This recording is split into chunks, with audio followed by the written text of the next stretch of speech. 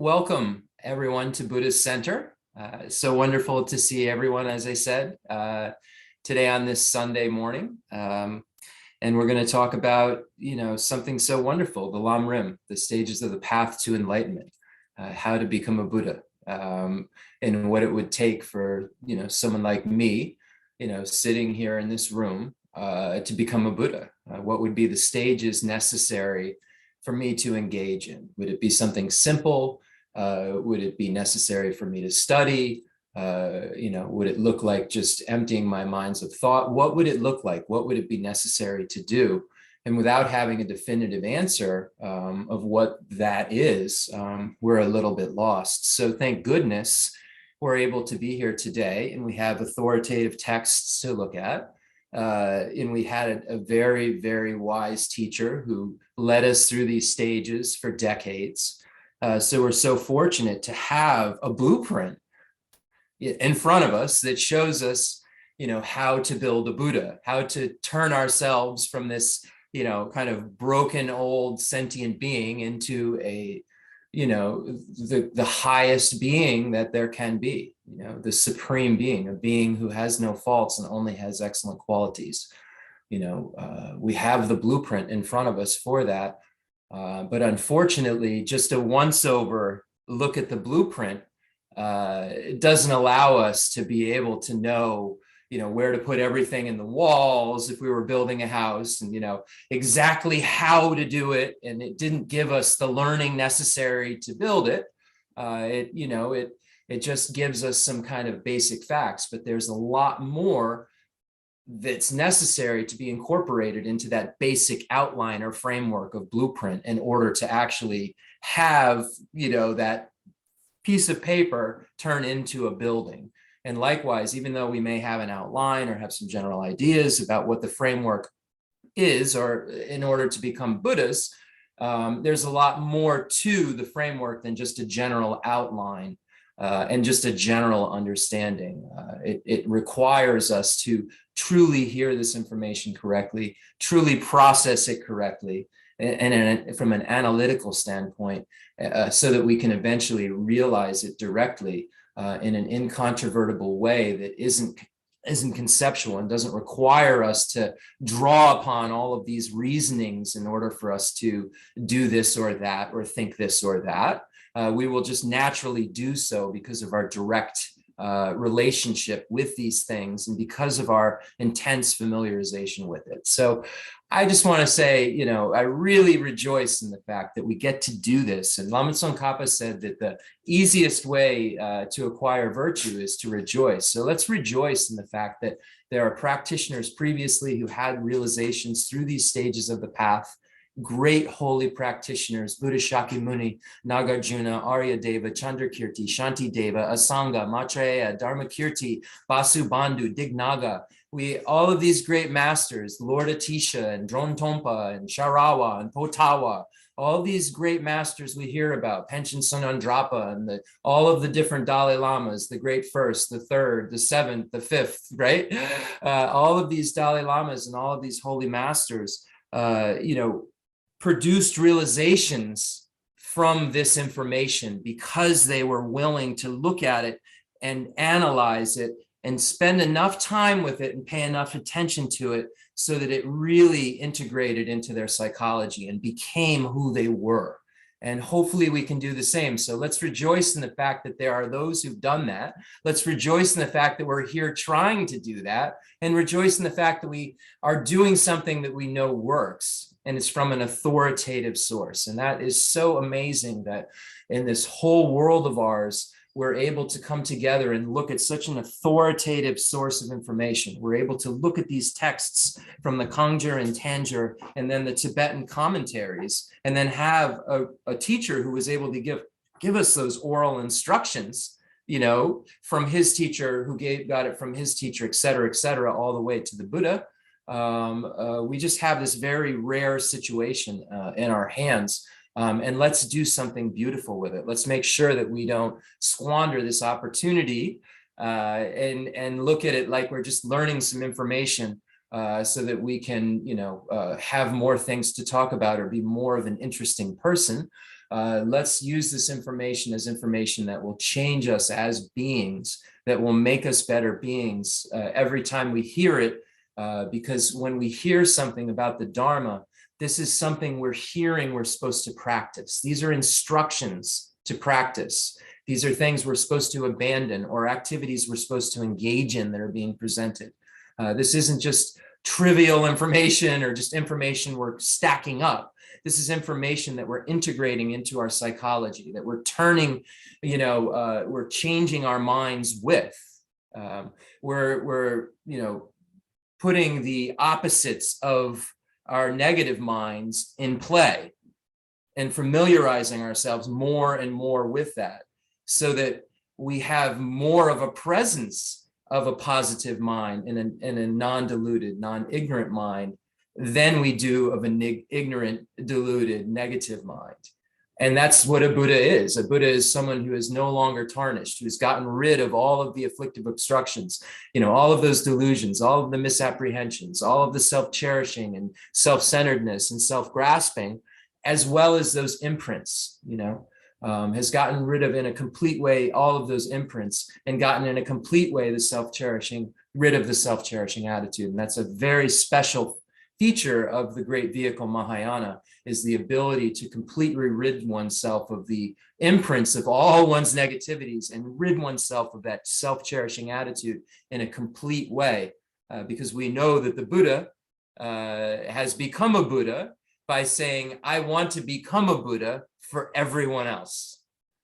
So that self-cherishing attitude can't be there if it's a being's sole purpose is for everyone else.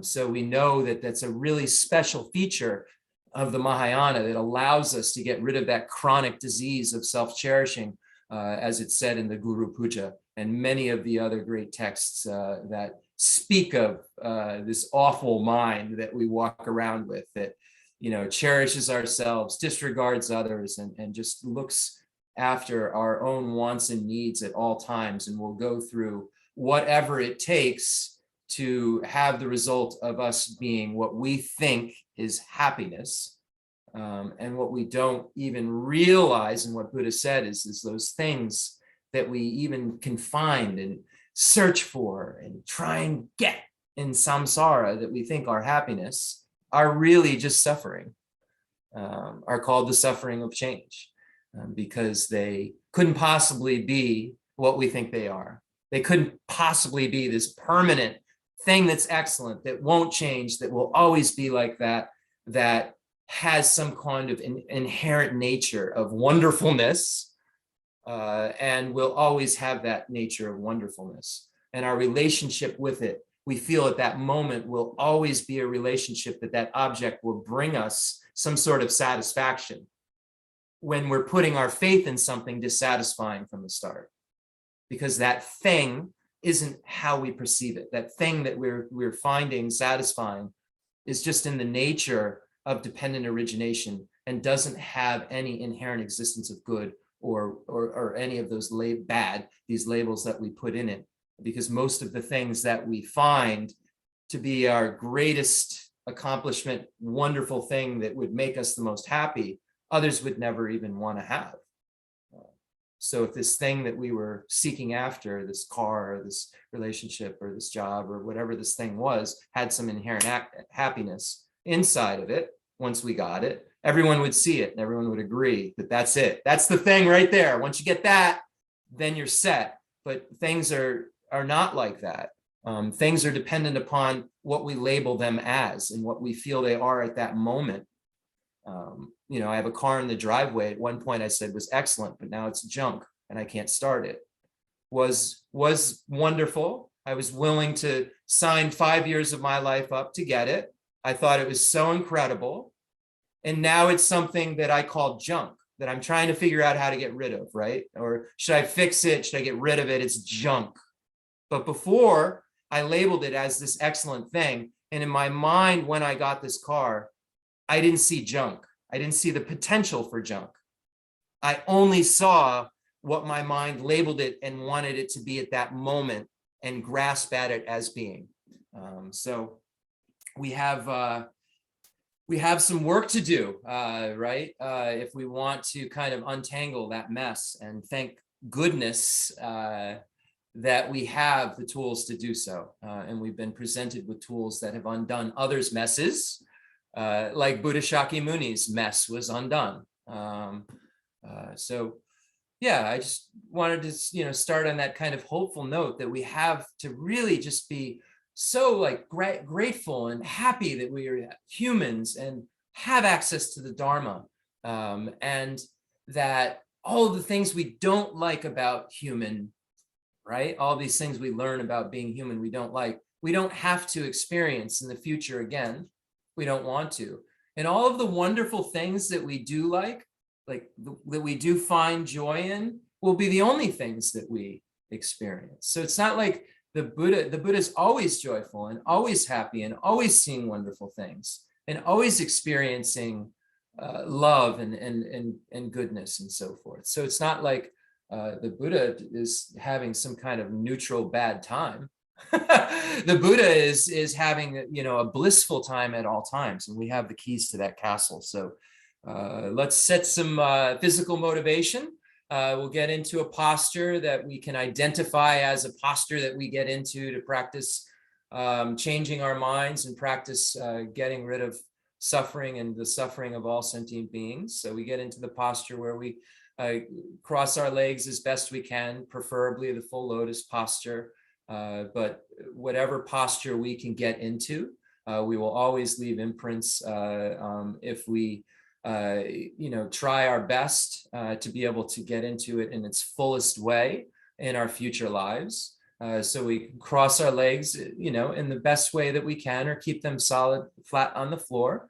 And then we put our right hand on our left with our thumbs touching in our lap with our arms a little bowed out, with our spine as straight as a stack of coins and our shoulders in a comfortable position, our head slightly tilted downward, our eyes slightly gaze at our nose, and our mouth in a comfortable position with our tongue against the teeth. So our legs, our hands, our spine, our shoulders, our head slightly tilted, our eyes slightly open, also looking at our nose, and then our tongue at the back of our teeth.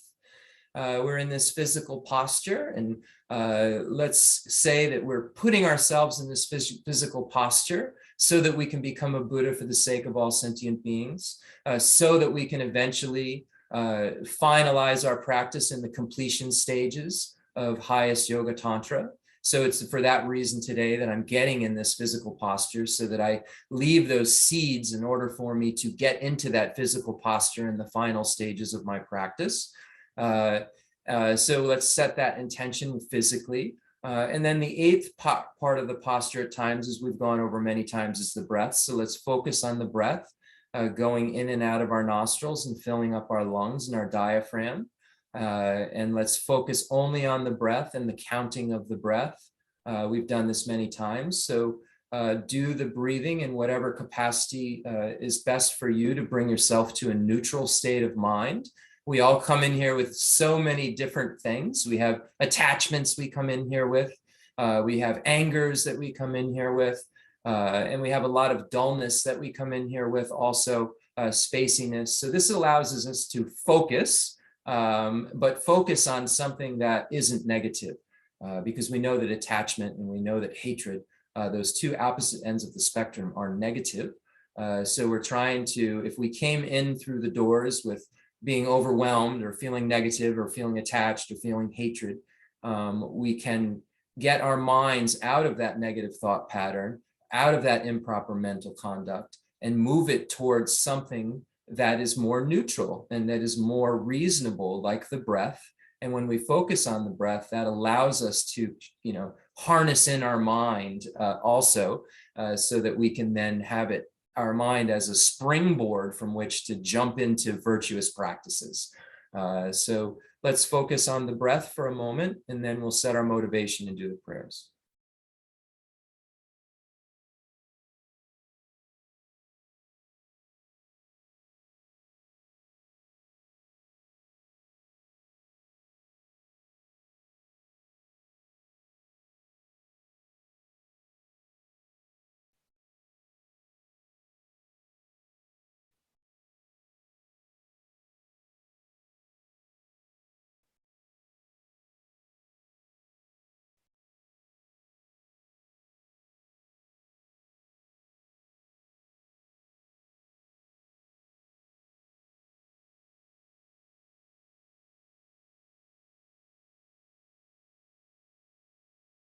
Now we start to analyze the various types of sufferings and dissatisfactions that we have within existence. Think about the sufferings that we've had to experience as humans, that we know, the sadnesses we've had to experience.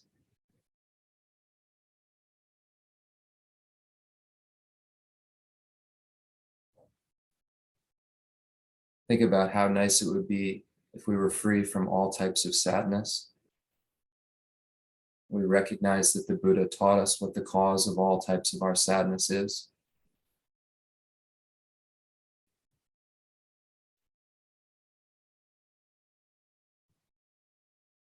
The Buddha taught us that it was the grasping at true establishment that causes us to have the afflictions, that cause us to have karma. But that there was a way for that negative pattern to end, and that there was a pathway to that end. So we feel a little bit of hope that we aren't stuck, that we can be free from suffering in some sort of final way, because suffering is caused and suffering is impermanent. So if we get rid of the cause, then we can get rid of the result.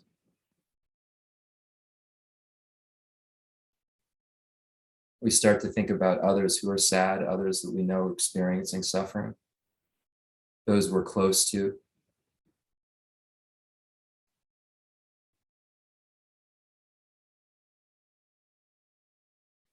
We start to think about those beings who are neutral to us, maybe animals, maybe beings we walk by on the street, and recognize that they have suffering also. They have to experience the same things that we have to, and even worse in some cases.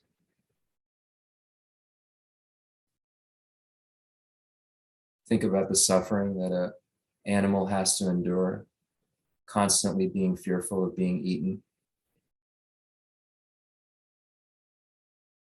being used, being abused.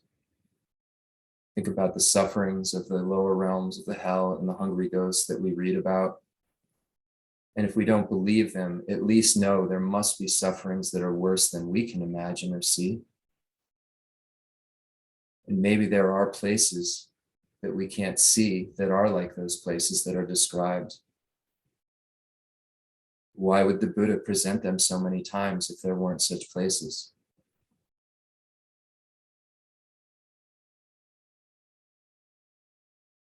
We start to think about those that we call enemies,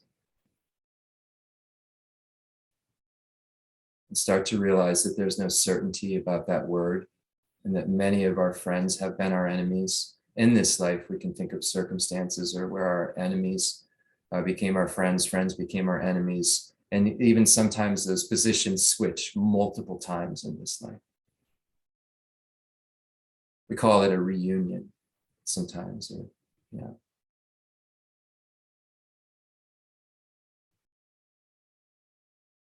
And when we think about those beings who, even in this life, may turn into our closest friends, and when we think about the fact that we've had beginningless lives, we know that those beings that we call enemies were our closest friends. And we start to have a little bit more of a realistic understanding of these three kinds of beings that we label as friends, enemies, and neutrals. But we recognize that none of them are neutral to us. All of them have been our friends, and all of them have been our enemies. So we start to wish that all of them could be free from suffering, because we know there's a way out. We know that we just learned that we can get out, and suffering is caused. So if they have suffering, they can get out because it's caused. And if there's an antidote for my suffering, there's an antidote for their suffering.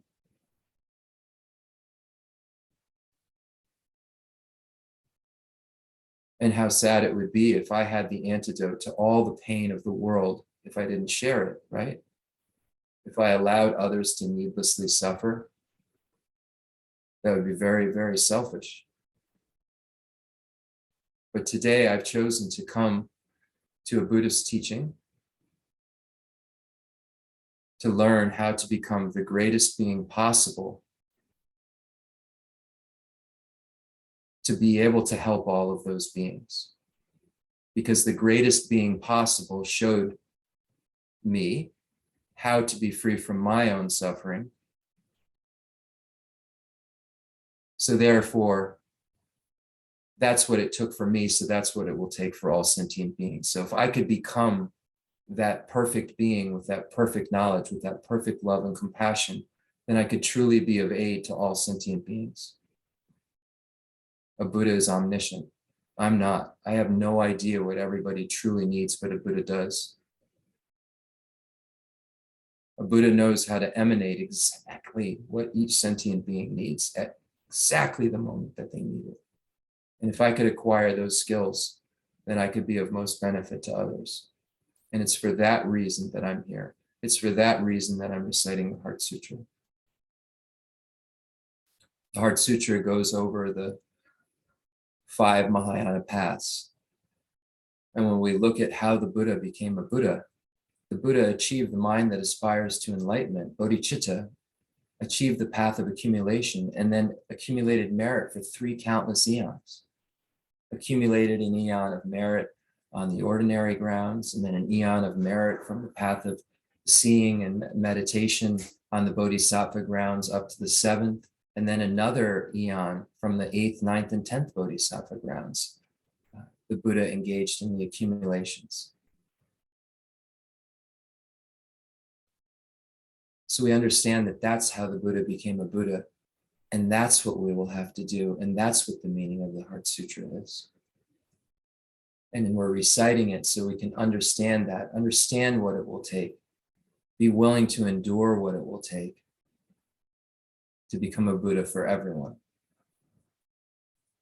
And let's imagine that everyone, all sentient beings, are reciting these prayers with us, understanding these prayers with us. We're creating connections with all of these sentient beings as we recite them. Let's imagine that the merit field, Rinpoche, all the Buddhas and Bodhisattvas are in the space in front of us as witness to our recitation, showering us with blessings and witness to all sentient beings reciting these prayers. Let's think about the deep meaning of these prayers as we recite them.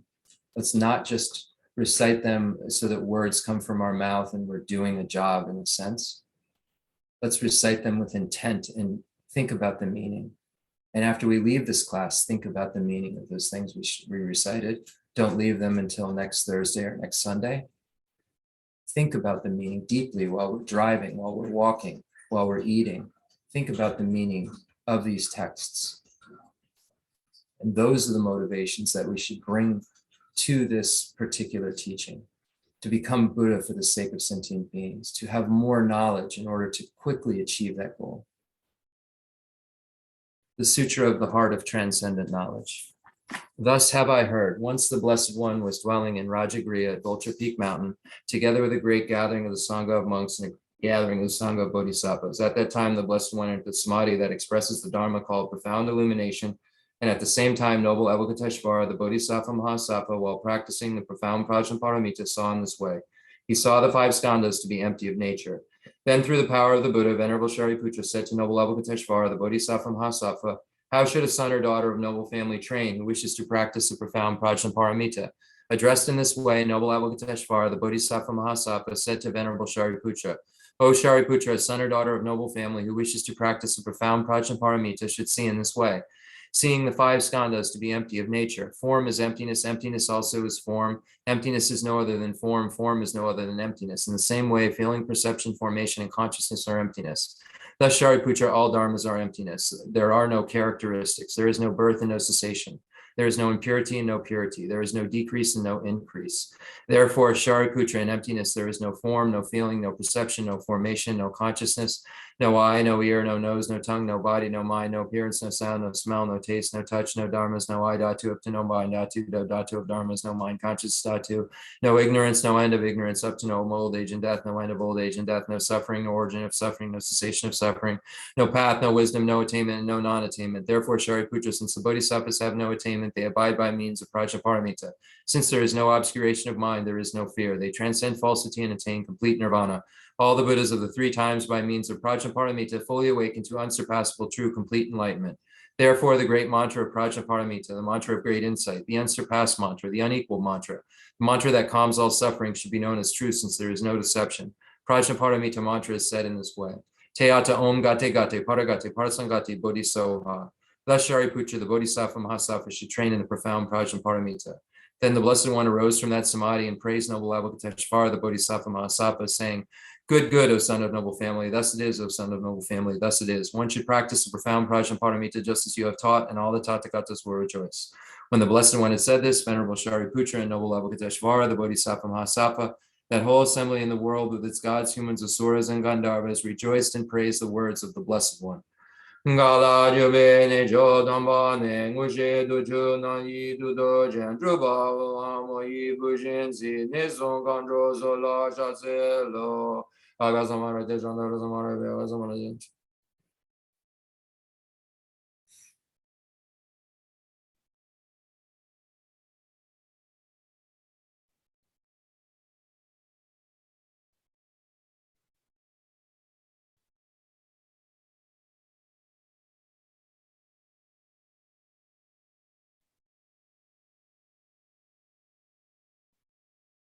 Aga samara te jandara samara yami te ata on gati gati parasangati pati soa baba kanjo sanji kai te me to je she baba ji me baba ji she baba ji ragi baje me te me je dan je din ko ye soa gerin jon ja je she wa da me don ne be jen dan je wa da zon ba don ji bon zon zon jo ji da ji de jan den da de le jo.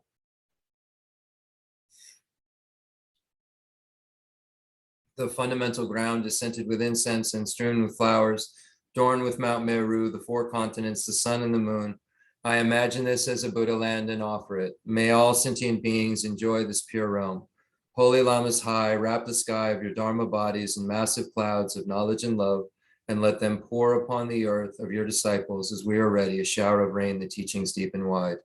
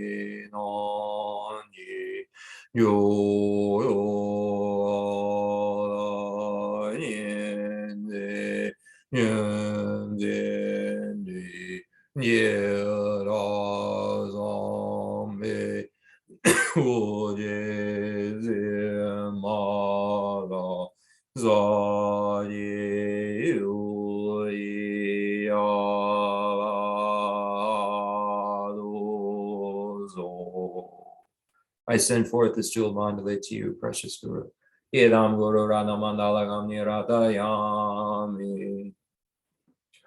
Sanje Jadan Daji Janam La Janju Bado Dani Jasuji Dagi Jinye Jibe Sanam Ji Jala Benji Sanje Jubashu Sanje Jadan Daji Janam La Janju Bado Dani Jasuji Dagi Jishi Jibe Sanam Ji Jala Benji Sanje Jubashu Sanje Jadan Daji nye jana la chanju badu da nye jazu ji da ji ji ji ji pe zonan ji rola benji zanje ju ba jo.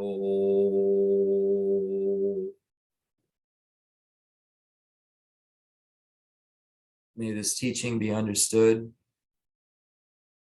in the language of all beings. And may all beings understand this teaching.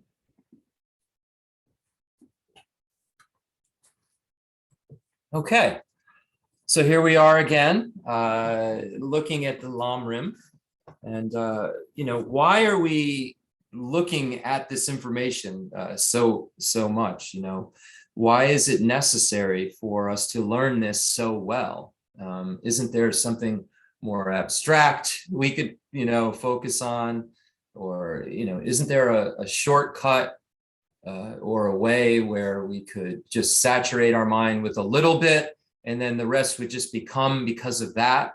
And unfortunately, most of the scholars agree that is not possible. There aren't, unless you have done this studying and have learned this information before at some point. Now, scholars would concur you could have done it in previous lives and then understand information quicker. But everybody occurs that the learning is really necessary. I'm speaking with Geshe-la yesterday, and he was saying how wonderful it is that we're continuing to study, that we're continuing to move forward and not being satisfied, with what we know. And he quoted on the phone the Sakya Pandita. And Sakya Pandita says something very interesting. And there's an text called Elegant Sayings, or the Beautiful Sayings by Sakya Pandita. And so the first thing that's kind of interesting, it talks about, it's one of the pages within it, but it starts with a quote about the self-cherishing attitude. So it says, if you earnestly desire your own welfare, first seek that of others. He that seeks only his own benefit will not succeed in his purpose. So we learned, right? If you want to get rid of, all of your own negativities, and you want to get rid of your your greatest ones, your self-cherishing attitudes in the way of that. So in order to fulfill all of your own needs, you need to ditch your attitude that only cherishes yourself. It's a very strange concept, but it's a negative part of our being that causes all of our suffering. So then Sakya Pandita gets into why studying is important. And this is what Aga Geshe-la Umzala said to me. A foolish person who will not learn believes everything's a miracle. A wise person, having studied, admires all, and though grown old, acquires knowledge for their future birth. So even though we've gotten older, we should still be studying, is the point that Sakya Pandita is making here. It's like, well, when does your learning stop? Well, if you're still ignorant, you need to study up until the point where you are no longer alive, and now you're in your next rebirth. That's when the time to stop, studying in this life is when you are no longer breathing. So it says that the fool seeks not to acquire knowledge, having no mind for understanding. For this very reason, they should endeavor to improve their understanding. One that has not gained knowledge in their former birth is ignorant in this present life. He or she who fears ignorance in their next life must study assiduously in this one. So if you still have ignorance, it's a sign you did not get the job done in your last life. So it means that you have to do a job still. And the job to do is to get rid of ignorance. And the only way you get rid of ignorance is with knowledge. It says, then some will say, just meditate. There's no need to learn by instructions. Says the shallow-minded fool. Contemplation without previous instruction though diligently pursued, is the way of a beast, of an animal. So just thinking without knowing what you're thinking about is what animals do. Just thinking.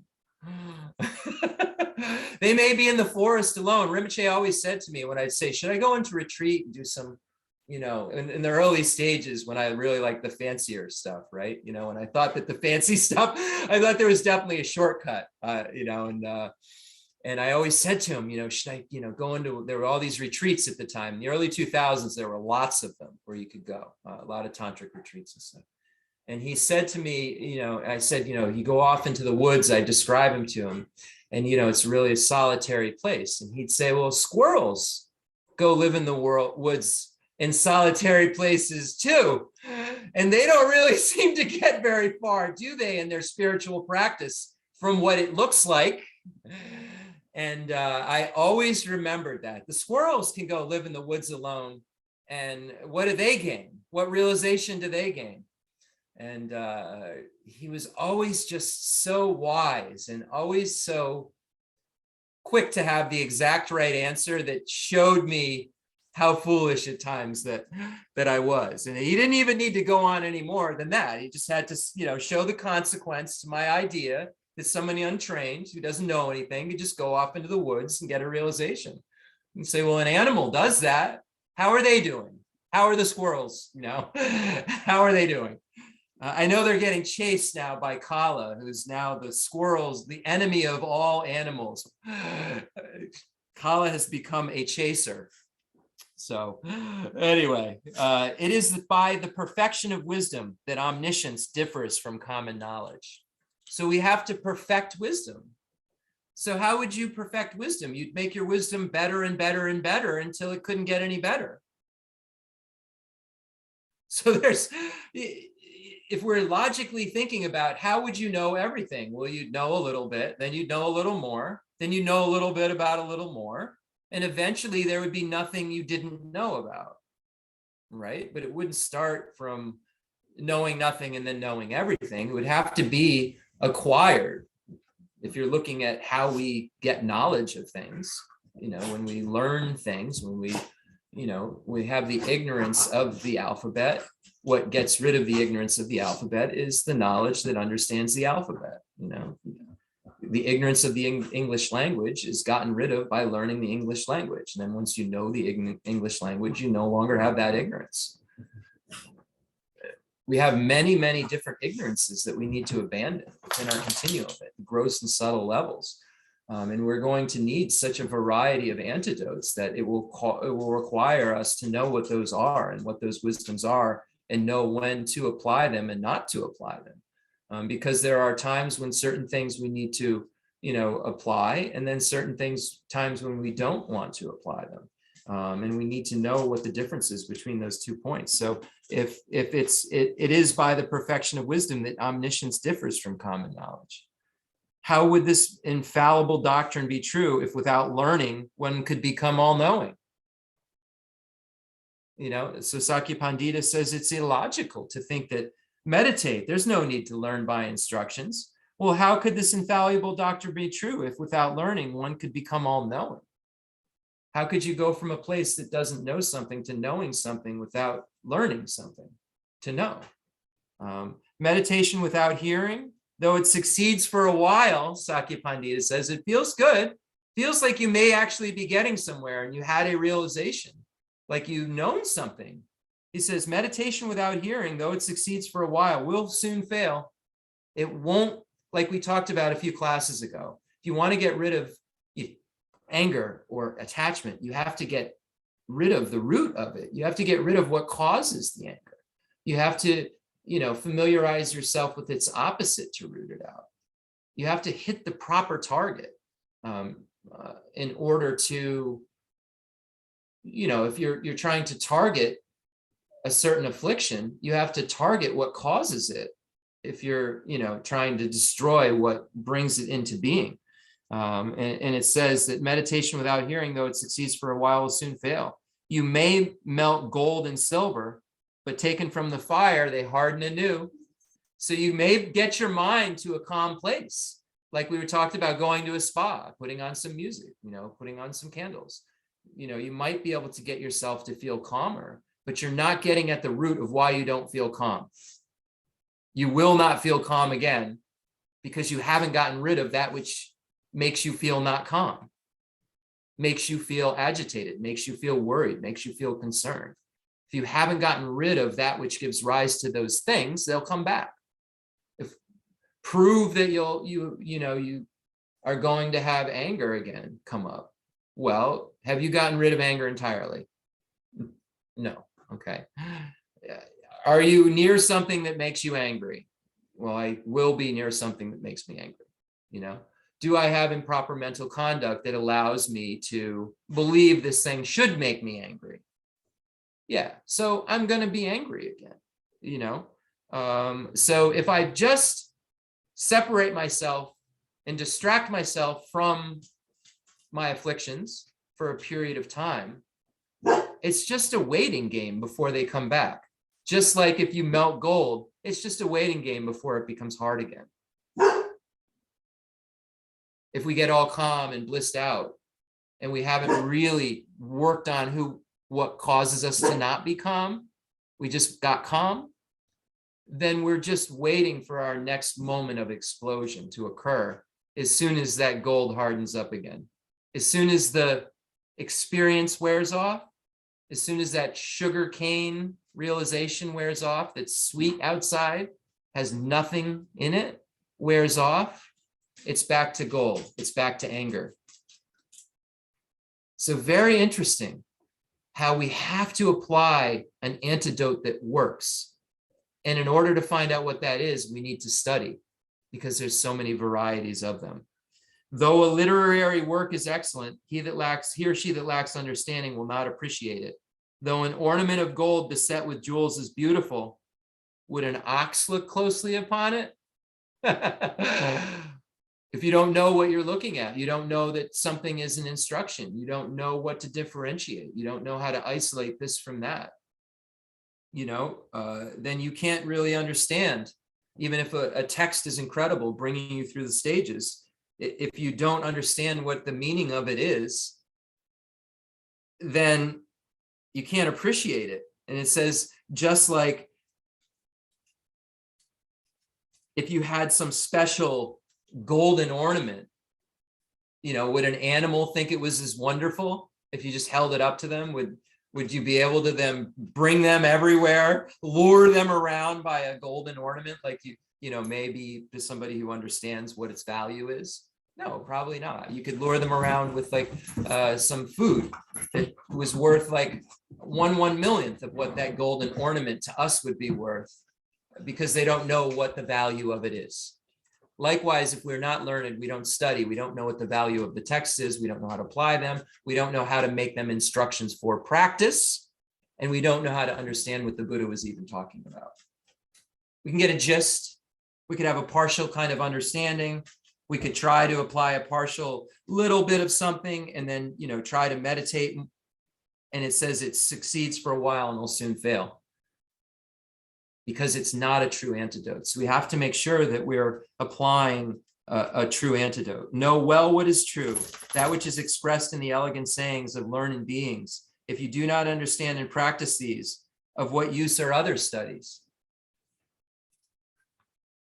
Though an intelligent person knows much by themselves, when they study the text of a learned teacher, though precious metal is very fine, its value greatly increases after it's been cast.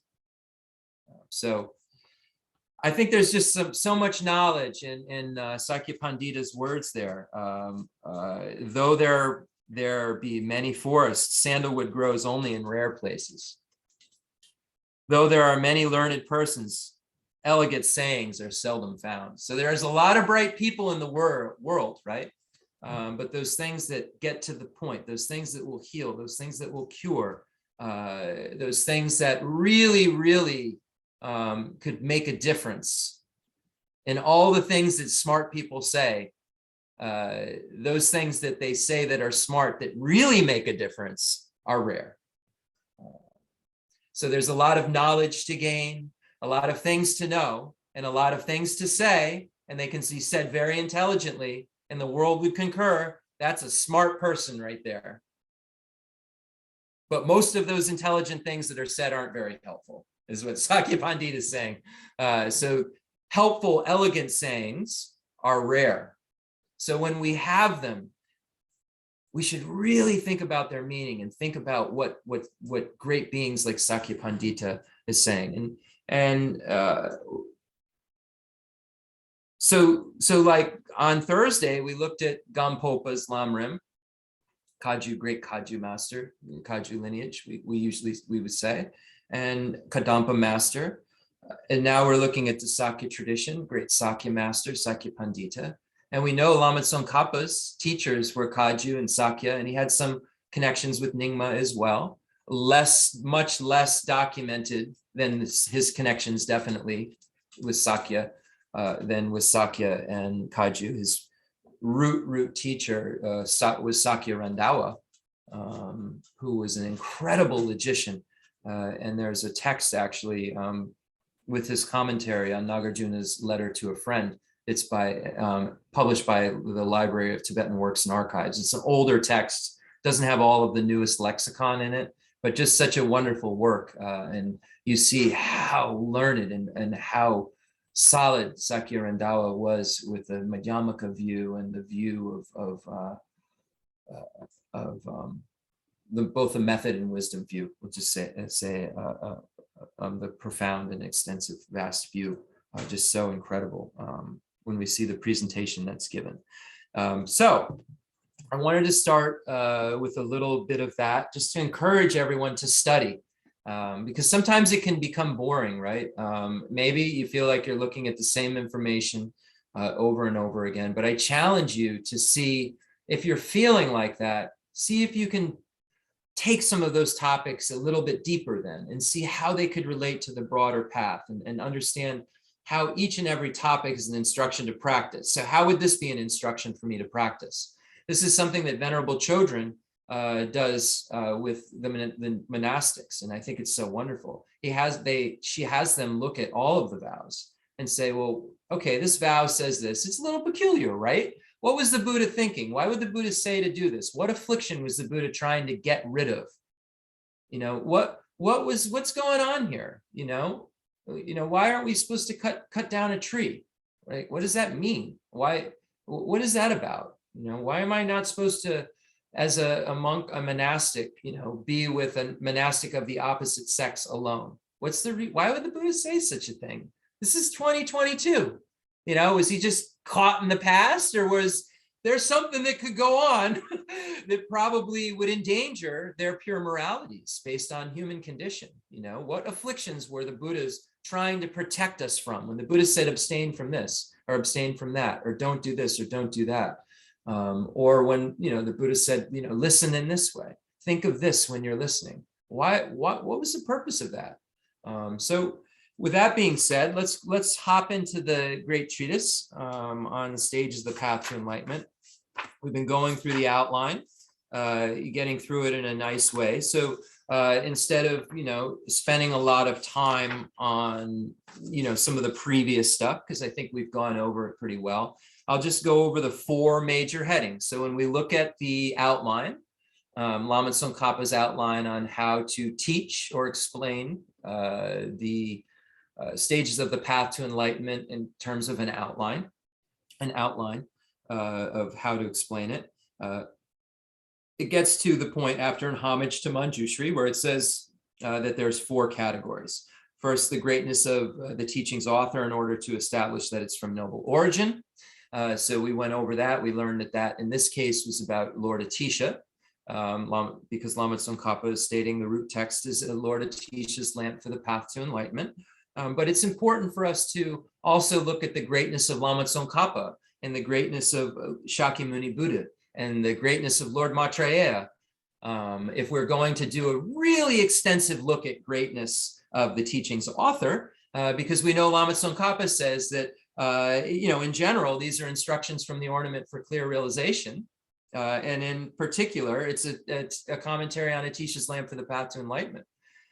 So what was Maitreya's, text, the Abhisama Alamkara, that Lord Asanga brought into our world a commentary on. It was a commentary on Buddha Shakyamuni's Perfection of Wisdom sutras. So when we look at who the author of the Lam Rim really is, we say it's Buddha Shakyamuni, and then all the Buddhas before, right, who taught the Mahayana, if we're looking at the Mahayana presentation, and whoever taught Buddha Shakyamuni, because Buddha Shakyamuni isn't the first Buddha.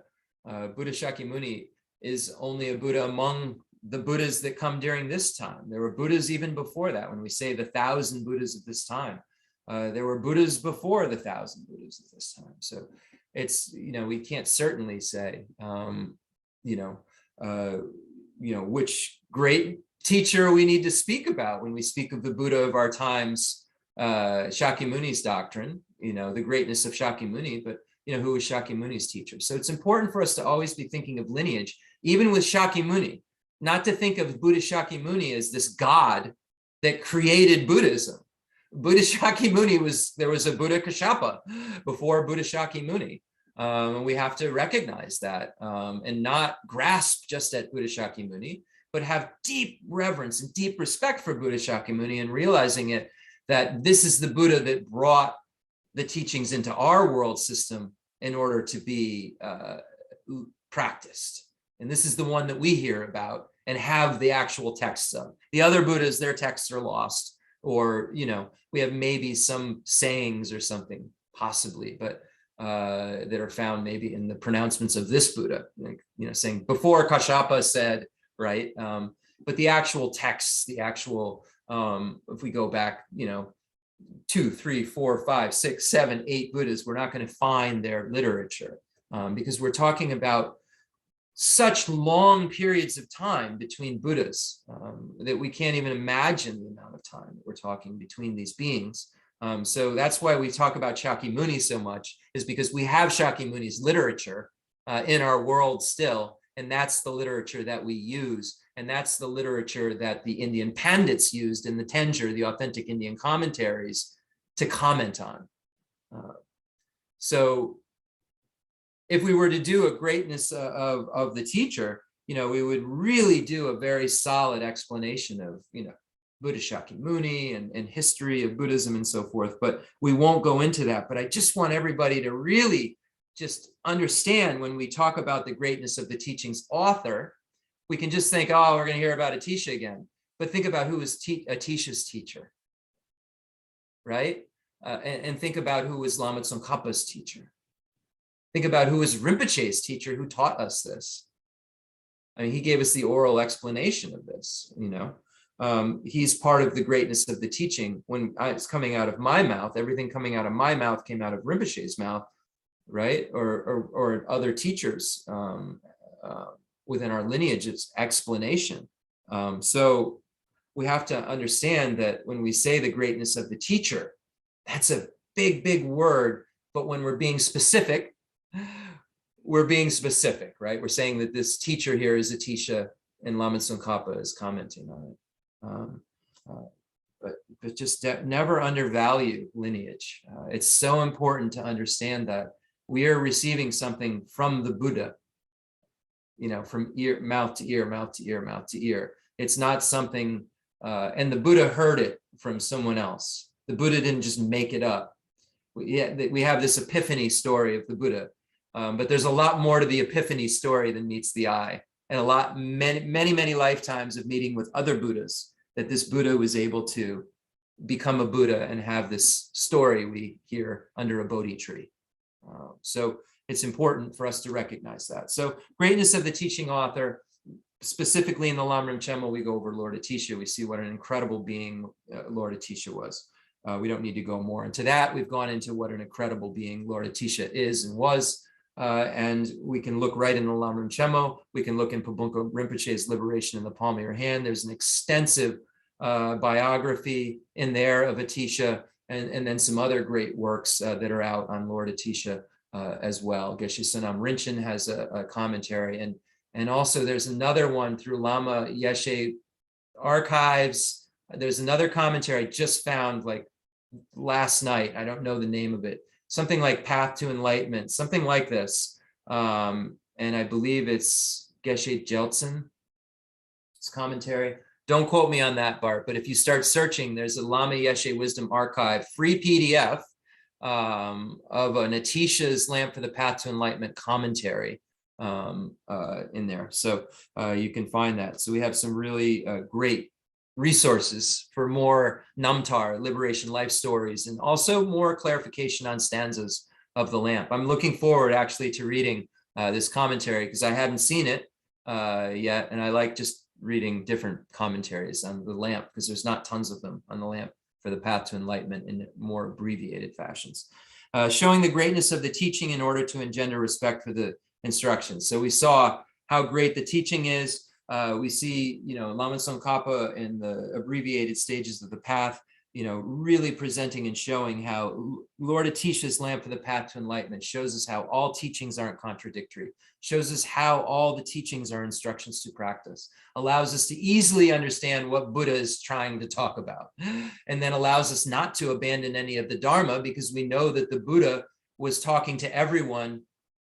And when you're talking to everyone, think about it. If you had to talk to everyone, you'd have to talk in a lot of different ways. Think about in our little lives, the few sentient beings that we have to come in contact with and how skillful we have to be at times. Well, don't mention that because I know that, that's a sore subject for them. And we have to throughout our whole lives, really be careful in how we navigate and how we, engage, certain behaviors we can, play around and have fun with friends. But then if we were to get into other situations and behave like that, we wouldn't do that. So, we can see how there's all of these varieties of reasonings for giving varieties of skillful ways to behave, because we have to do it ourselves. We have to, when we're dealing with people, we sometimes have to act in different ways because we know they have different kind of things they react to better. If we want to, get to the point with someone and it's a subject that's maybe difficult, we have to navigate that in a way that's very, very careful. And that's what the Buddha had to do for everyone that exists. So imagine our little lives of our navigation and trying to do the best we can to relate we call it being at someone's level, right? Imagine if you had to be at everyone's level all the time, all the different things you would have to say to help everyone and how you'd have to say it and the nuanced ways you'd have to say it. I mean, that would be, and then imagine if you then took all those things and put them in literature and didn't put it all in order or anything, just put it all in literature, all these things for everyone that needed to happen, everyone needed to do. You could very easily, if you didn't understand that the point was for everyone and the varieties of aptitudes and affinities and dispositions, you would see contradiction very easily, correct? You would see, it'd be easy for you to say that can't be right because it says that over there. But when you start to see it's a pathway, and all pathways aren't just straight lines, right? When you have different, Robert Frost, two woods diverged in a yellow wood, and sorry, I could not travel both, right? There's a lot of different pathways. I don't know if both of those roads ended up at the same place, but a lot of times when you're hiking, you want to go that way or do you want to go that way? And all of those ways end up at the lake or end up at the spot, whatever that spot is. But they aren't the same road. Some are longer, some have hills, and then there's places you can just get to the lake where you just drive your car there because people can't walk. They aren't able to, but they can get there. They don't even have to walk on those trails through the woods because those people walking in the trails, maybe they didn't even know there's just a parking lot on the other side of the lake. And, the swift people that were, maybe didn't have the ability or were just smarter, just wanted to get right to the lake, just drove their car and parked there. But everybody, some people were in a hurry and some people could drive cars. Other people, were just taking a stroll. And the Buddha knew that everybody was different. Some people were taking a stroll, and some people were in a rush, and some people knew how to drive a car, and some people didn't. Some people knew how to drive airplanes, some people didn't. So the Buddha had to talk to all of these people about getting to a destination when they all didn't have the same vehicle or ability to get there, or want to get there, or reason for going there. So the Buddha had to be very skillful. The Buddha said, hey, you can have fun in samsara, just do these things. You'll have higher realm rebirths. Take a stroll, enjoy yourself as you're walking through the woods. And little did the people know, as the Buddha was walking them to the lake, they thought they were just walking in the woods, but the Buddha was walking them to the lake. Very, very interesting being, this Buddha, very, very smart and skillful. So we have to show the greatness of the teaching that allows us to have the greatness of Atisha's teachings that allows us to engender respect for the instructions. And this respect is just a deep, deep gratitude of respect that we have for what an omniscient being presented for everyone's sake. And that's why we respect it. Wow, it's amazing that it seems to contradict itself, right? But it doesn't. It's amazing that it seems to. That's how we would respect it, not saying it contradicts itself. It's amazing that it seems to, when it doesn't. So that's where we land at when we understand that all teachings are free from contradiction. There's instructions for practice. We understand what the point of them are, and we don't abandon them because of those last 3 points that were made. So that's the second category of the greatness of the teaching. Now, how to listen to and explain the teaching. So last week, we went over the benefits of hearing the teaching. We realized that there's no way we can gain any of realizations without, listening. It says from hearing phenomena in the collection of indicative verses, from hearing phenomena are understood, from hearing wrongdoing is overcome, from hearing what is meaningless is eliminated, and through hearing nirvana is attained. So we understand that we have to have the wisdom arisen from hearing in order to set the train in motion, to analyze, to know what's wrong, what we do about it. It says here, wrongdoing's overcome. What wrongdoing is there to overcome? We have to hear that. What's wrongdoing? What does overcome mean? Wrongdoing can be overcome. It's, what is meaningless is eliminated. What's meaningless? What has meaning? So that means that there must be something that I don't eliminate. There must be something that I practice. There must be something to do, because I'm eliminating, but there's got to be something that I'm left. So what is there? What am I not eliminating? We have to hear that to know what those things are. What is meaningless? What is meaningful? It says when you start to study, Lama Tsongkhapa said that you start to see all of the worldly activities as meaningless chaff. So what do you mean worldly activities are meaningless? What does that mean? Why would they be meaningless? You'd have to hear about that, because we certainly don't show up, at least in all phases of our life, thinking that worldly activities are meaningless. I've been very, very engaged. I don't know about all of you, but I've had some very, very great relationships with worldly activities in my time, and thought that they were very, very meaningful. I mean, thought that they were as much of an answer as this.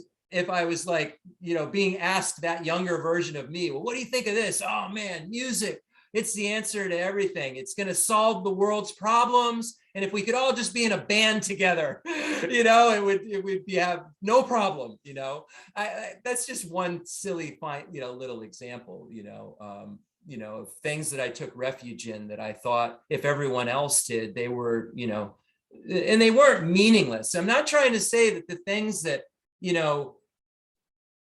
we find meaning in are meaningless altogether. They just don't have meaning in terms of our ultimate goals, and in terms of what will allow us to have eternal happiness and everyone else as well. Because some people don't like my music, believe it or not, there's a whole lot of them, so, but the truth is something that's universal. And the truth is truth. Some people like country, some people like jazz, some people like, rap, but truth is truth. Truth is truth. You can have opinions, but there's no such thing as like alternative truth. There's truth. There's not an alternative fact. It's not a fact. The first one wasn't a fact if the next one is the fact. There's a fact.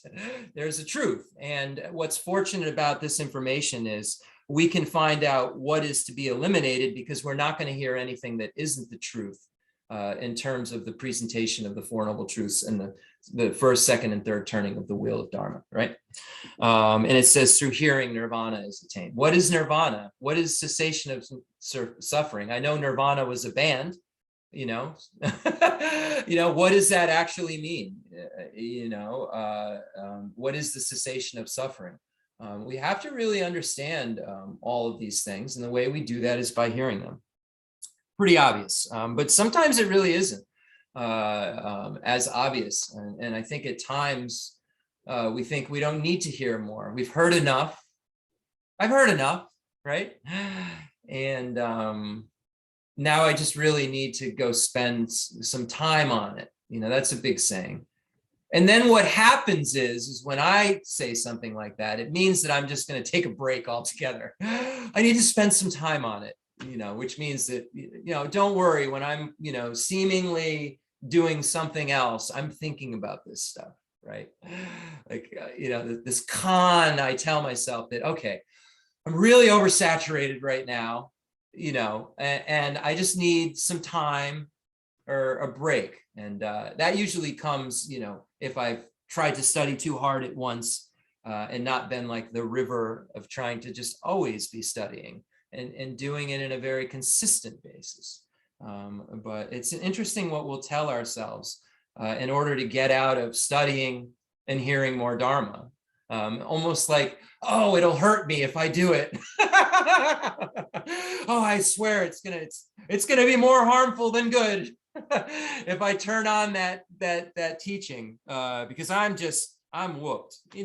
If you're that whooped, you'll fall asleep during it. I promise. I've fallen asleep in the Beacon Theater while the Dalai Lama was like filling me to the point where there was no more filling of Madhyamika, and it just almost was like a sleeping pill putting me out. Don't worry, when you can't hear anymore and you're fully saturated, you'll fall asleep. You'll know, but it's funny. When we start to look at ourselves, we can take ourselves a little less seriously, realize the Buddha achieved bodhicitta and then worked for 3 countless eons after that. The Buddha worked on an eon before he saw emptiness, according to that model. The Buddha became a bodhisattva, and then it took a countless eon, whatever that is, a long, long time to even see emptiness, according to one track of storyline, right? If you're looking path of accumulation, you get bodhicitta. Then path of preparation, you have this union of calm abiding and special insight that shoots itself at emptiness, and then you inferentially understand it. So the Buddha's in like a countless eon, this stuff I'm talking about still. The Buddha hasn't even seen emptiness. All the Buddha's doing is analyzing emptiness with single pointed concentration, honing it in to the point where he can then get it so it's focused only on that object. The Buddha's doing this for eons after being a bodhisattva, countless, a countless eon, whatever that is, so we can take ourselves seriously, but we also have to understand that this is a serious work in progress, and that as quickly as we want to know everything, part of the practice is you're not going to today. And trying to know it all today is going to, in 6 months, make you not a Buddhist, probably. Or maybe not. Or make you come back to Buddhism in 10 years or a year or 2 later. I've seen it so many times. Luckily, it didn't, I did not come back, but I mean, I did it when I first got into Buddhism. I, just like spent every dollar I had on books after books after books and reading books and reading books and becoming obsessed with it. And, definitely paid some prices initially in ego, mostly, and delusion around realization for taking myself too seriously. How about that? So I just warn all of you not to take yourself so seriously. Take the practice serious. Understand this is serious stuff what we're talking about, but understand that we're kind of goofy, right? And we're full of ignorance and misunderstanding, and we're going to get it wrong and misunderstand it and think we understand it and then realize we never understood it. And there's going to be this process where we're going to realize we're kind of goofy. And when that happens, we can't get down on ourselves. We have to see that the Buddha became a bodhisattva, then worked for a countless eon, or eons, I don't know how you would say it technically, 3 countless eons. So yeah, a countless eon. Doesn't even make sense, but that's fine. The Buddha put a lot of time in, did a big bid, in the non-realization of emptiness. And we talk about, the Buddha saw emptiness and bodhisattvas, and we just assume they're all have seen emptiness. And no. They understand it, right? They've studied it. They understand it better than I. But they haven't seen it, and they're spending all this time. And they're still studying day and night so that they can get that much closer to seeing emptiness. And then they see emptiness, and then they do another eon, countless eon, and they still don't get to be a Buddha yet.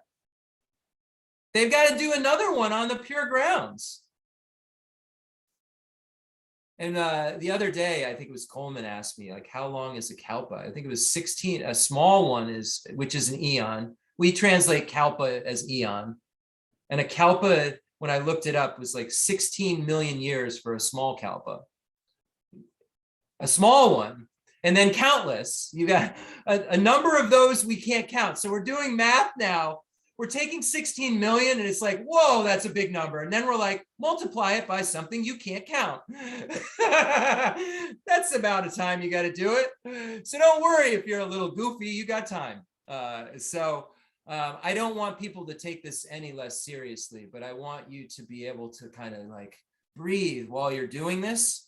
Because it's a lot of information and it is a vast process, and the meditations aren't going to come overnight, and you're going to probably be better at meditation before you know all of this stuff than you become in your mind, because you won't really know until you study what wrong meditation is. So when you're first a beginner and you're doing wrong meditation because of endorphins, because of science, because of breathing, you can bring yourself to a place that feels great and very pleasant, and kind of get stuck there. And then as you start to study and do real meditation more, it's not as fun feeling. And you start to think, like, man, I think I may have been better at this before I knew anything. And really what's going on is now you're paying attention to how messed up you are. Now you're paying attention to how you were just taking naps when you thought you were meditating. Now you're paying attention to that you were just planning like tomorrow when you thought you were meditating. Like, man, I got a lot done in that meditation. I got my whole day laid out. Wow, I've been able to compartmentalize everything in such a way that I really think I'm making progress. I am taking these 8 worldly dharmas, I'm compartmentalizing them. I am feeling good. People are praising me, because I'm getting things, I'm really making progress here. It's interesting how much harder meditation gets when you start to read the texts, and how much more you need you feel you need to just put your eyes on a book, then space out. And you start to realize that that eyes on the book is the meditation. And that the eyes off the book is the meditation. And then eventually sleeping is the meditation in someone like Rinpoche's case. Able to do high yogic practices while sleeping is the meditation. You know, it all just becomes one straight line to Buddhahood every moment. And there isn't differentiation. But to know what that line is, you have to know what the line is. And the only way you can know that is to learn it. And if you learned it before in your previous lives, don't worry. You'll read it once and it'll be clear and you can just turn the page really fast. You'll be speed reading through it. Oh yeah, that's simple.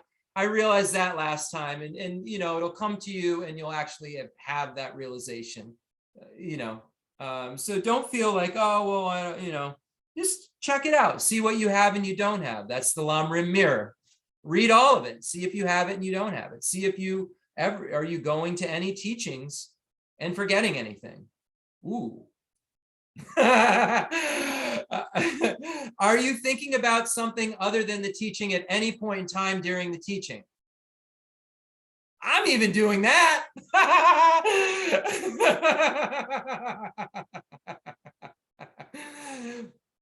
Are you coming here? These are the three pots, just said in a fun way. Are you coming here, with some pre-existing ideas, like any kind of contamination? Am I at any point in time like, man, that sounded great. That was a good way to put that one, right? Am I here for me, my ego? We're going to learn what you're supposed to do as a teacher next. That's what's the reason? Am I here for material gain? Is that my sole purpose for being here, so that I can feel good about the way that I said something? Is that polluted? The great Kadampa Geshes would say, after a great Kadampa Geshe gave a teaching, they said, you did a great job. He said, no, I didn't. I can't do anything for sentient beings. Sentient beings are helpless.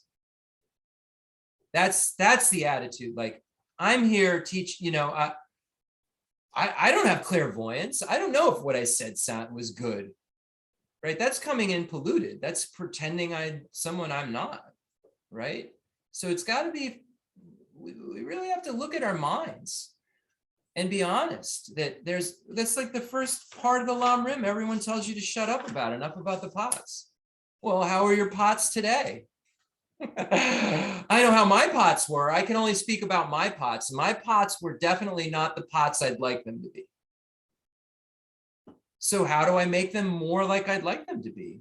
I focus in on it. I'm mindful of what the pots are I'm not supposed to be doing. Mindfulness is not forgetting the instruction. Okay. So I'm being mindful. Okay. I'm not supposed to come in here thinking in a corrupt way or polluted way. I'm not supposed to come in here and not forget everything. And I'm not supposed to come in here not listening at all, right? I'm not supposed to come in here with these ideas. Okay, so this is what I know I should be doing. I should be, not come in here not listening. I should not come in here polluted, and I should not come here just forgetting everything. So that's the mindfulness, is don't forget that. Now the alertness is, am I doing it? So you're sitting here at a teaching, you're focused. As your mind starts to go off into la land, you grab it. Like Shanti Deva says, if you were in a battle and you dropped your sword, would you just hang out, or would you pick it up as quickly as you could? Well, here, this is the answer. Everything we're listening to is the answer. This is your eternal happiness. All sentient beings' eternal happiness. You're fighting your afflictions. We're at a war with our afflictions and our wrong views and our ignorance. As soon as your mind's drifting off, you're losing that battle. You're losing the war. The afflictions are winning. Non-virtue is winning. Attachment, hatred, and ignorance is winning. So what would picking up the sword look like? What would that mean? It would mean harnessing your attention back in and having a pure kind of mind and an open mind, and having a mind that's not closed, and having a mind that doesn't have a leak, because you're really invested, because you know how important what you're hearing is. So you're trying to hear as best as you can. That's why you meditate on the benefits of hearing. So that when you're like, okay, all right, here's the hearing part. Here's the hearing part that allows me to understand phenomena, overcome wrongdoing, get over what is meaningless, and achieve nirvana. Here's the hearing part. Okay, what am I supposed to do? I'm not supposed to hear in these three ways. So I know that's mindfulness. I'm not supposed to hear in these three ways. Now I need to be alert. Am I hearing in these three ways or in a way that's pure? It's the same thing with meditation. You know, when we're honing in our meditation, we're analyzing it in these very, very similar ways. So it's just important that we don't disregard some of these earlier topics as something that's just, oh yeah, I'm gonna listen well today. I'm gonna do a good job. I'll be a good boy. You know, that's not the point. The point, you know, it's like, you better listen well. No, that's not the point. Lama Tsongkhapa and all these great pandits are saying, this is how you listen. You listen with this focus. You've got to be focused. You got to be focused because the information you're hearing is the most important information you're ever going to hear. So make sure you listen well. Listen the best you can. And this is how you should listen. And here are some things, Lama Tsongkhapa says, that will help you listen. So then in the text, we would how to listen to and explain the teaching. So how to listen to a teaching in which both the teaching and the author are great. So we already heard the author's great, the greatness of the author, and the greatness of the teaching. So if you have a teaching like that, a great teaching with a great author, how should you listen? So it's telling you, you have this magnificent thing to hear. This is why you need to listen so well, because it's the most important thing you'll ever hear, because it's a great teacher and a great teaching. And you've learned what that means. You know that it combines everything that's necessary to have eternal happiness for yourself and others. So how would you listen to something like that? So then it says, well, first contemplates the benefits of hearing it. That's what we've been talking about. Contemplate those benefits. Then it says develop reverence for the teaching and the instructor. So we do that by understanding, you know, the points of how great the teaching is. And then the instructor. Is the instructor qualified? Do I sound like I know what I'm talking about? Did Khenser Geshe Wandak know his stuff? Does what I'm saying sound like what Khenser Geshe Wandak said? I'm going to tell you it is the exact same thing that Khenser Geshe Wandak said. You can check it out. There's plenty of videos. Sort through them and do your best to find out that it isn't that. So if I'm saying what Khenser Geshe Wandak said, and he's saying what Khenser Pema Jetson and Shakugen Nima and Gen Uzer and Gen Lachak and Gen Ling Rinpoche and Trijung Rinpoche and Apu, all of his gens, all of his great teachers, then it's something that's so incredible. Then the instruction and the instructor, it's incredible, regardless, right? Because of the information. It's not about the personality, it's the information. What the instructor is instructing. Now, the instructor can't be a charlatan and can't be someone who's here to deceive you and all of that. And there are the 10 great qualities and the 18 great qualities, I think, are presented of what a teacher should be. And I encourage you to read all of those. But think about it in that way. Think about the teaching that's being instructed, what the instructor is instructing. So how do you actually listen? So you abandon the three faults that we talked about. And then there's this we've talked about it before, but I don't think that it can be, you know, mentioned enough. So we'll mention it real quickly, what kind of thought we would have. And it's called 6 ideas we should have when we're attending a Dharma teaching. So we should show up without the pots, and then we should have this in mind. So first we think of ourselves, so that we'll start with a quote. It says, think of yourself as a sick person. So then Shanti Deva says in the Guide to the Bodhisattva's Way of Life, Since you must follow a doctor's advice, even when stricken by ordinary illness, what need is there to mention those who are constantly stricken with the illness of so many faults of attachment and the like?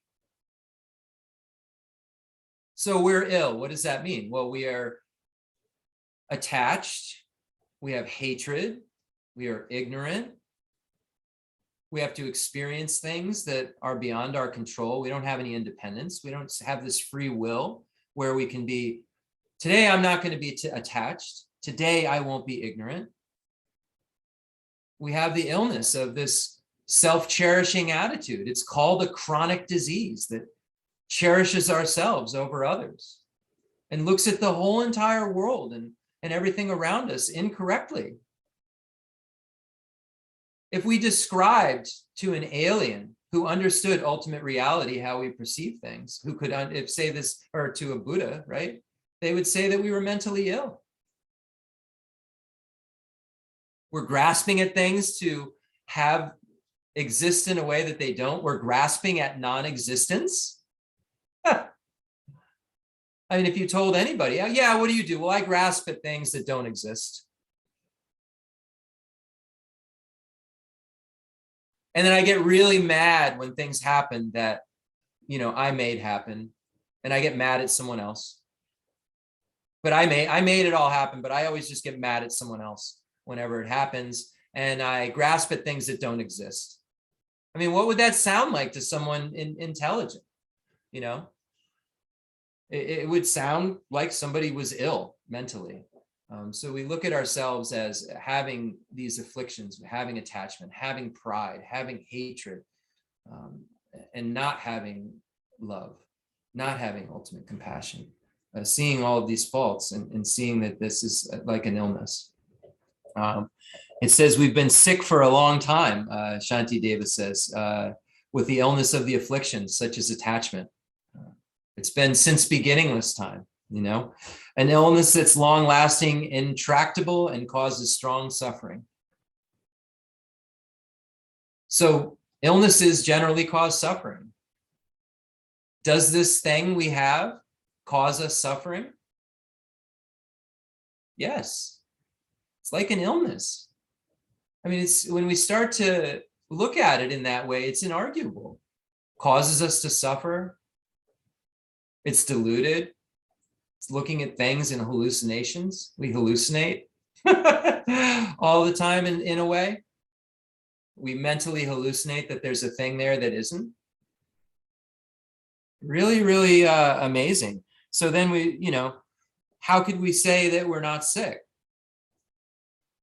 We have the mental poisons. So if we have these poisons, then we consider ourselves ill. So we show up here like, I'm really sick.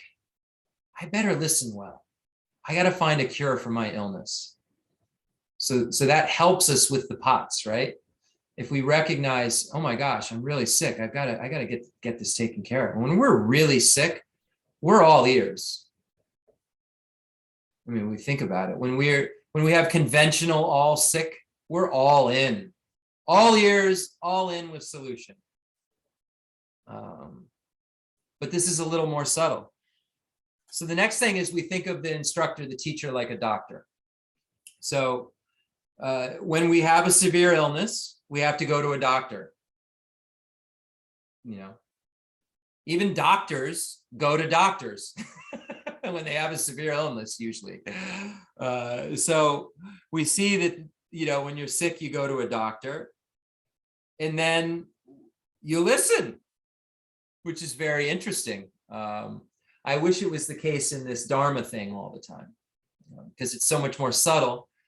It's not as gross. We're not as apt to listen. But once we become familiar with this and realize these 6 ideas, then we'll listen properly. So this beginning introductory material is how we become Buddhas. So we go to a doctor. So we look at the instructor as a doctor who's going to, figure out what the illness is, come up, make a diagnosis. And it says in the verse summary of the Perfection of Wisdom in the 8,000 lines, Therefore, wise bodhisattvas who have a strong thought to seek sublime enlightenment vanquish pride decisively. Just as the sick rely on the doctors in order to cure their illnesses, so you should rely on a teacher, applying yourself enthusiastically.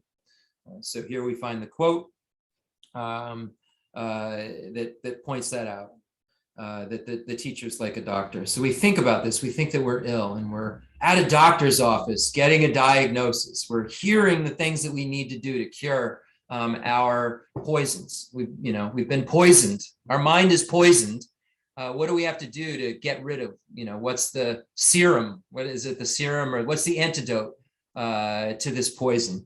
And you would be all ears in that doctor's office. I'll tell you right now, if you were just bit by a snake and poisoned and you had, 10 minutes to live, you would be all ears and you would take that antidote and you do exactly what you had to do at that very moment. And we're in a situation where we're going to die. We don't know when, and the only thing that can help us is dharma. And we're professional dyers. We've been around since beginningless time doing it.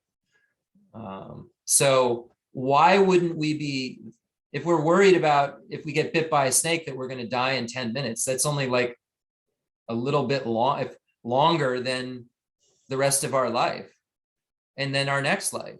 Why wouldn't we be worried about all the suffering that we're going to have to endure that's far greater than a snake bite, because we're not applying medicine and not applying the antidotes that a doctor has told us we have to for our illness? Very weird, right? That we'd run into an office after a snake bite, cure me now.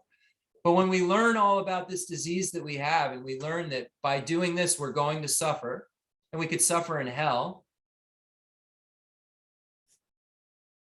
When we have a broken rib, we're much more apt to do something about it. Very strange, right? But it's our ignorance. Think of the instructor's teaching as a medicine, okay? So you're ill, you go to a doctor, the doctor diagnoses you and says, okay, you have attachment. Jeff, by the way, okay, I'm sorry. I don't know how to tell you this. You are grasping at true establishment. Therefore, you have attachment, and you have hatred, and you have pride. I'm sorry to tell you. I didn't know how to tell you, but I'm diagnosing you with this. And I'd be like, oh my, if I was paying attention, oh my, I'm so sick. What do I do? And then the doctor would say, take this medicine, because I've diagnosed you. This is the exact antidote for your disease. So you think about the dharma that's being taught as the medicine that cures your illness, this disease of self-cherishing. You're learning how to not be self-cherishing, learning how to not be attached, learning how to not hate, learning how to not be ignorant, learning how to not be prideful. So that's the medicine. So the medicine is the actual dharma pill that you take, meaning you practice. So the doctor says, here you go. Here are these pills I've given you. This will solve all of your problems. So the teacher says, these are the answers to all of your issues. Okay. You got it. You have your books, your book bag, and you have all this knowledge in your mind that you were told. And you've got the medicine. You carry in the medicine. But if you don't take it, you can carry it around all day. Look at it. Oh, this medicine is the one. This is the most precious medicine. Oh, how wonderful this medicine is. It would cure my illness. If you did that with a snake bite, you would die before you got your injection. You just walked in, you got a snake bite, and then here's the serum. This is exactly the needle that you need. And you were like, okay, thank you, doctor. I'll just walk around with it. I'm not going to inject myself. That's like hearing these dharma teachings and not practicing them. Imagine that. You go into a doctor's office. You've been given, you have this huge amount of suffering. The doctor gives you, whatever. You have a broken rib. Think of all the most horrible things you can have, the hugest amount of suffering. The doctor's like, oh, don't worry. I've got a cure for you. You take this pill, it's over. And you're like, perfect. And then you just walk around with it and tell everybody you're suffering. That's what we do. I'm having such a bad day. It's so hard. Sentient beings are terrible. They're so annoying. And we're walking around with like a pill in our pocket that will make them all seem a lot more appealing. And our life be a lot better and eventually eternally be good and happy. But we're like, yeah, you know, I'd rather just complain. So the fourth thing is thinking earnest practice is the way to cure your disease. So first you see that you're sick. The second, you see that the teacher's like a doctor. The third, you see that the doctor prescribes medicine. And then the fourth, you see that you got to take the medicine. You know, this isn't a, you know, one that the doctor is just going to give you the shot. Unfortunately, this is the medicine that they send home with you and say, okay, you know, BO or whatever, by mouth 3 times a day. You know, there's very specific instructions on the bottle, not like, you know, this kind of particular diagnosis in medicine. The doctor can't just give you a shot and cure you.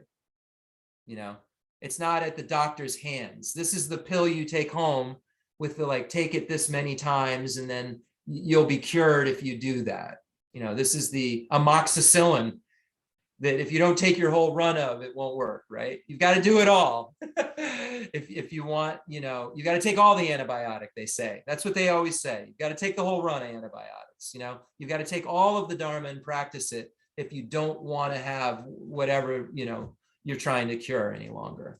You know, you've got to practice it. So, you know, the doctor can give you all the pills you want. You don't take them, you're going to still have Lyme disease, or you're still going to have meningitis or whatever, tuberculosis, whatever these things are that the doctor gave you a pill to cure, and you just chose to walk around and complain about having TB, tuberculosis, instead of actually curing it. So like, and how like arrogant and weird and like embarrassing is that too. If we're still like, we're not practicing and we're just walking around complaining about how bad our minds feel all the time. But that's samsara, that's our ignorance, that's our conditioning. We're more apt to do that. But then every once in a while, a light goes on and we're able to do this stuff. And I pray that we're all, you know, able to do that more, have more of those lights, so that we can really practice and we can take the medicine instead of walking around with it in our pocket. And we know people who actually do that. And it's really annoying when you know them. It's like, take your medicine. What is wrong with you? Right? And we kind of have to look at ourselves like that too. Like, did you get up and do your practice today? Did you study anything? Well, take your medicine. What is wrong with you? Like, why are you like, I don't even want, sometimes you get to the point, you get so like when you're caring for people, I don't even want to hear it anymore. You're not even taking your medicine. Like, you know, but then we go to a Dharma teaching and we don't do any of it, but we know it. And then when Jeff starts saying, oh God, he's going to give us these 6 ideas again and these pots, we're like bored. And then we leave, we do nothing about it. It's the best. It's the best. We're just really amazing beings that we can have so much truth like floating all around us and be like, yeah, I'm not really sure. I think I'm gonna do something else for a minute that isn't truth, you know, because that's worked out so well so many times in the past that I'm just gonna do it one more time. It says, the Buddha said in the King of Concentration Sutra, I've explained this very good teaching, yet if you have heard it, do not practice correctly, then just like a sick person holding on to a bag of medicine, your illness isn't going to be cured. And, you know, that's right in the Concentration Sutra. And then Shantideva again says, physically put these instructions into practices. What will be accomplished by mere talk? Will sick persons be helped by merely reading a medical book? Is that how it works? Just read a medical book and you'll be cured? So we have to think about all of these antidotes when we're thinking about it. And then we think about the Buddhas as excellent beings. So that's the 5th step. How wonderful it is, right? We're hearing these teachings. The Buddha is omniscient. The Buddha has no agenda. The Buddha is unbiased. The Buddha wants everyone to have the same thing, Buddhahood. and the Buddha is omniscient and will make sure that he or she uses skillful means in each and every one of our lives to make sure that happens as quickly as possible. So what a wonderful being that we want to become like. What a wonderful being. And the only way we could be that wonderful being is to take the medicine. So this encourages us more to practice when we think how wonderful the Buddha is, how wonderful the one thus gone is, the one gone to bliss, right? The awakened one, the one who has woken up into omniscience.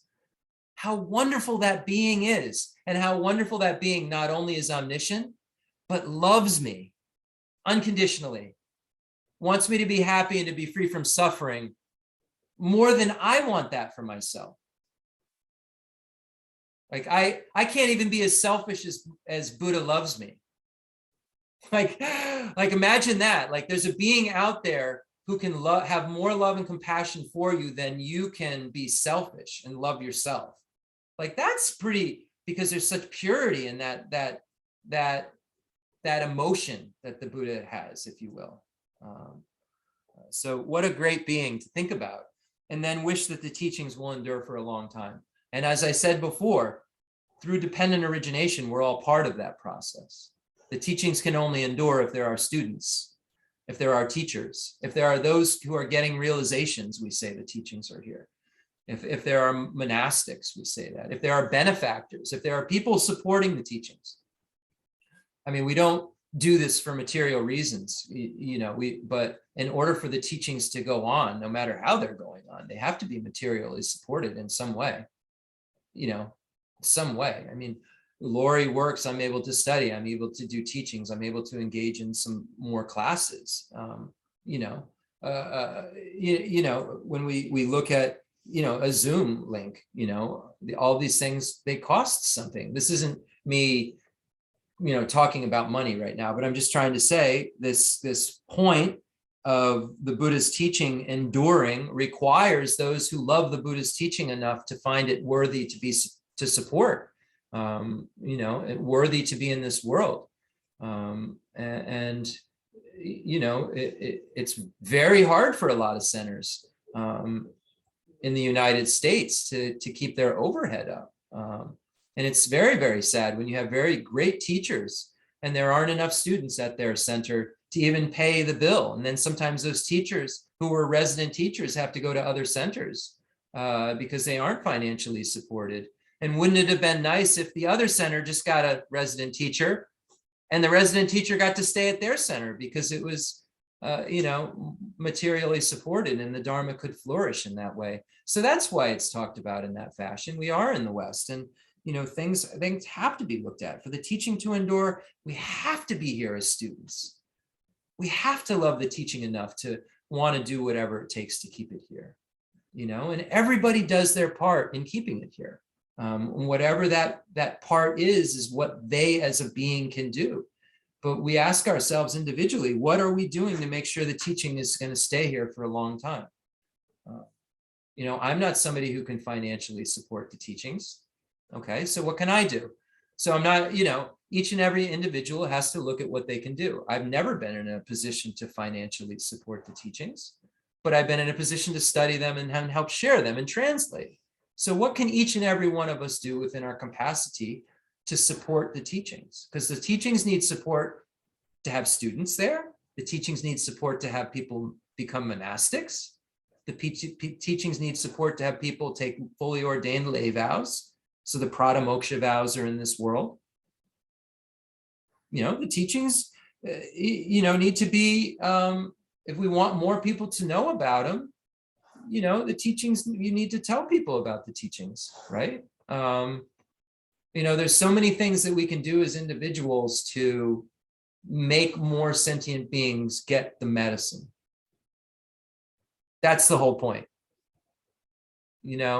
What could we as an individual do to make it so that ill people like ourselves can meet with the teacher who can prescribe them a medicine that they can take to be free, because the Buddha is so wonderful and omniscient and knows what that prescription is supposed to look like. And because of all of that, and because of the value of that, it's got to stay here. I mean, one of the ways bodhisattvas become bodhisattvas is by not being able, we'll learn it in Thursday, bodhicitta class. One of, I think, the conditions is not being able to bear the thought of the Mahayana leaving. And how is the Mahayana here if someone's a bodhisattva? So it makes them want to be a bodhisattva because they can't bear that the Mahayana could leave. And the only entrance to the Mahayana is bodhicitta. The only Mahayana practitioners are bodhisattvas. So it inspires them to know they have to become a bodhisattva so the teaching doesn't leave. Interesting, right? So this last one is so important. Wishing and praying that the teachings can endure for a long time. And then asking myself, what am I doing to make that happen? And am I taking the medicine? If I'm taking the medicine, if I'm practicing the dharma, and I'm really integrating it into my life, it's going to be second nature to be automatically doing whatever you can do to keep the dharma in this world. You won't even have to think about whether you should or not. It'll be very clear, if you really get solid with these points here and understand what we have and how valuable it is. So, I think that's enough for this week. We'll get into how to teach next week. Spend a little time on that because we're all teaching all the time. And you can give a message to someone that will make them, like I said, feel better about human beings in general, and feel better about seeing compassion in general to someone who isn't have anything to do with Buddhism, to an agnostic, to an atheist, to anyone. You can teach the Dharma. Teaching the Dharma isn't just sitting here like this, and recording it and then putting it up on YouTube. It is also running into someone and using skillful means to not proselytize, but to try to remove their suffering and try to give them a little morsel of something that would, help them remove it in a more permanent fashion.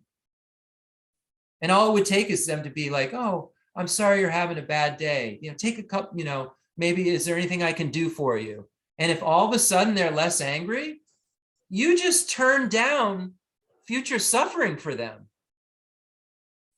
Understand that well. Let me say it again.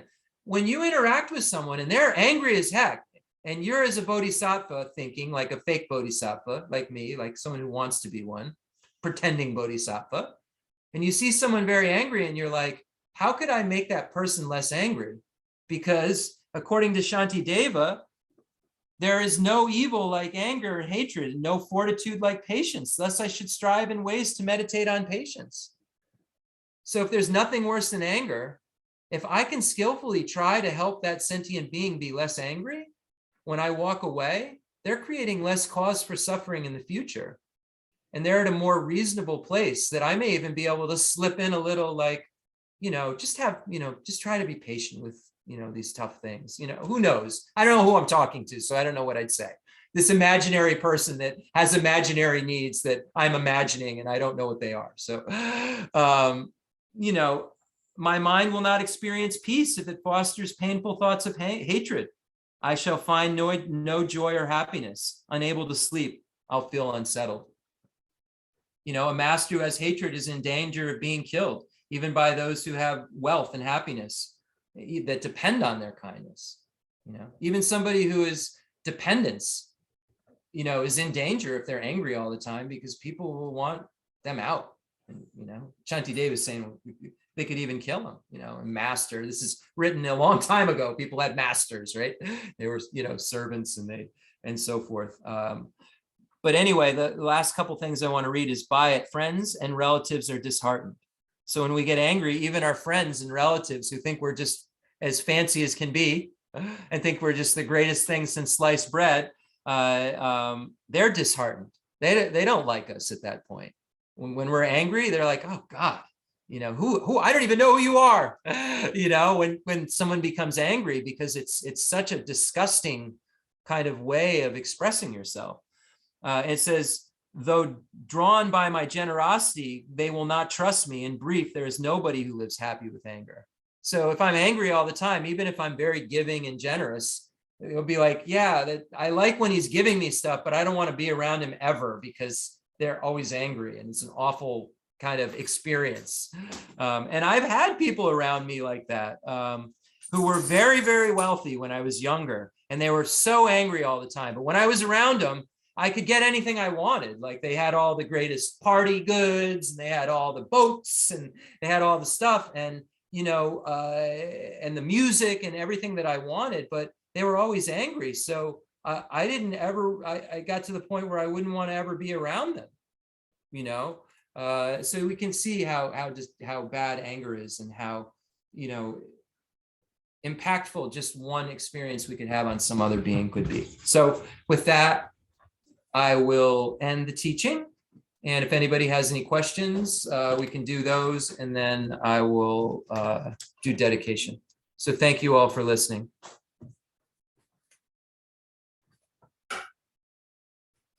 Okay.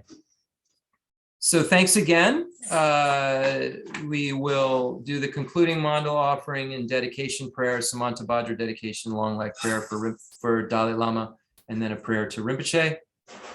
And yeah, just thank you all for listening, and thank you for Khenso Geshe Wandak for giving us this pure lineage of teachings, and for being just the greatest guide ever a sentient being could ask for. So the fundamental ground is scented with incense and strewn with flowers, adorned with Mount Meru, the 4 continents, the sun and the moon. I imagine this as a Buddha land and offer it. May all sentient beings enjoy this pure realm. I dedicate whatever virtues I've collected for the benefit of the teachings and of all sentient beings, and in particular for the essential teachings of Venerable Losang Drapa to shine forever. I send forth this jeweled mandala to you, precious Guru.